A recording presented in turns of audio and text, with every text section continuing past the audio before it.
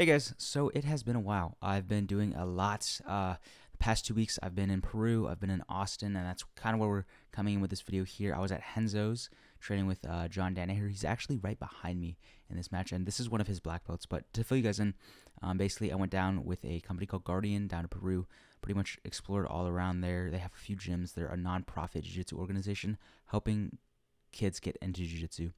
I'll be sharing my experience there soon, but just to kind of give you guys something in the meantime. So this is Ramin. We're doing a guard passing round here.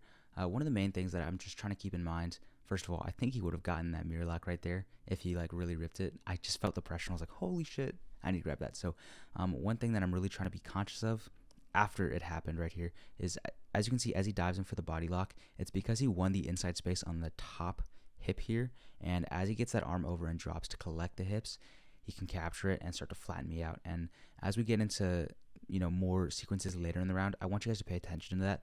And every time I'm able to like quote unquote win that battle, it's because I'm using my knee and elbow to connect and block off that space. So you guys will see that as we get into more positions where I'm on the bottom. Okay, so one thing that I think is really interesting about Ramin's guard game here is he's staying very loose until he's ready to attack, and then he applies tension into his body. Without getting too much on a tangent, because there's not a lot of stuff to cover in this sequence, but like I said, there's going to be a lot more in this round, and he kind of uses these same concepts throughout the entire match. So let's look back at protecting the inside top hip space. So you guys can see he's trying to push my foot down, which should reveal that space, but because I'm keeping my knee and elbow connected and my left elbow is guarding that inside hip space, it's going to be very hard for me to drop down onto the body lock.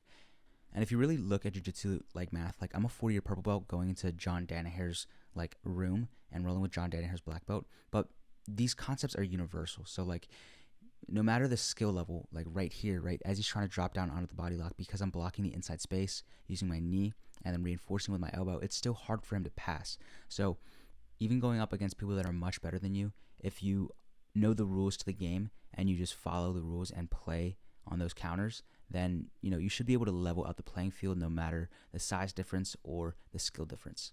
Hey y'all, real quick, if you learned something from this video already, then I have something that might interest you. Like most of you, getting better at jiu-jitsu is my top priority. If you're bad and want to be good, consider joining my school program. Inside, you'll get direct access to me so I can help you understand not only why you're bad, but hopefully teach you how to not be bad. You'll also get access to my complete guard passing instructional at 50% off, weekly live calls to review your rolling footage, unlimited technique videos upon request, and most importantly, a community of other high-level individuals who will also show you how to not be bad. Don't continue being bad at jiu-jitsu. Click the link in my description and let's work together. See you in there. Now where that gets a little more into the weeds there is, it's going to be very hard for me to attack because the skill level is so much higher than mine. So I can play this defensive game, right? Connecting my knee and elbow, and even when he's starting to break through, I'm able to use my reverse de la Hiva hook, off balance him, and then reset back into that rule. But it's very hard for me to generate attacks, and like right here I go for that duck under. Not a very well set up duck under, but I was getting desperate, right? I go for another arm drag and I expose myself. He's able to get to that space and pass the guard through there. So it's kind of a give and take. Like I can defend all day, but if I want to attack, that's where that skill difference shines. Anyway, it's my turn to be on top, and as we discussed earlier, you have to expose yourself to attack. So what I'm doing here is I kind of let him get this 2-on-1. I'm going to fake going to the right and then throw the foot by and try to cut around to his left side. Once again, he's playing very loose, like he's not really tensing up his legs. So as I'm trying to circle here and drag his hips around, his legs are just staying very fluid, and it's very hard for me to get into any sort of passing system because it's like touching water almost. He ends up trying to sweep me using that same sweep he did earlier, but we get stuck in headquarters. From here, I'm trying to stuff the foot and push it away so I can go for the leg drag. I end up just kicking out and resetting, and he sits up again. It's very hard for me to play against Raheem specifically because he tries to play guard on the left side, and all my passing kind of starts from the right. I can pass both ways, but I need to start on the left. Through that, I start getting more desperate. I start putting a little bit more risk into my passing, and he's able to collect that front headlock, put me down, and get the tap. And just another example of that top inside hip space. Now, this is a game my coach here at Match Chess plays a lot, so I'm pretty aware of it, but he's still obviously a John Danaher black belt and just a black belt that's been doing it for a long time. So he has his ways to get to those positions. And right here, he does a good fake out, drops down, and it's really like the game that he's playing the body lock. It's very apparent that he needs that top hip space. And when I'm able to defend that, I'm able to like kind of keep him off me. But as soon as he gets that, that's kind of when it's game over. I think also if you're an athlete coming up, you know, like myself, you don't have to win every round, but if you could try to understand why you're losing or why you're winning every round, that is kind of what you should take away, especially going with people like with this kind of skill discrepancy.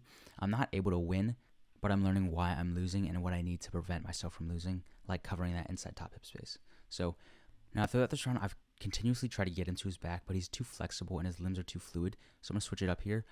In a way, I kind of bait him coming forward. I lock onto the front headlock. And as we roll here, I'm rotating, getting both feet to one side of his body. But he's really good immediately throwing his hips, capturing my inside leg, and then not allowing me to insert that left butterfly hook.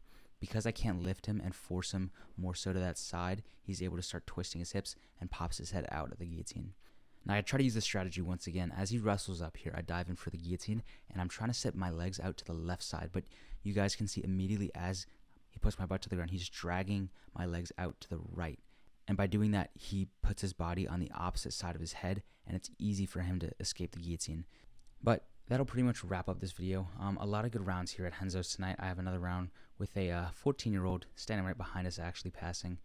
Anyways, I have a lot of great footage. I rode with Victor Hugo, rode in Austin and Peru, and so many great matches to come. So if you guys like this type of content, make sure to subscribe, and I'll see you guys soon.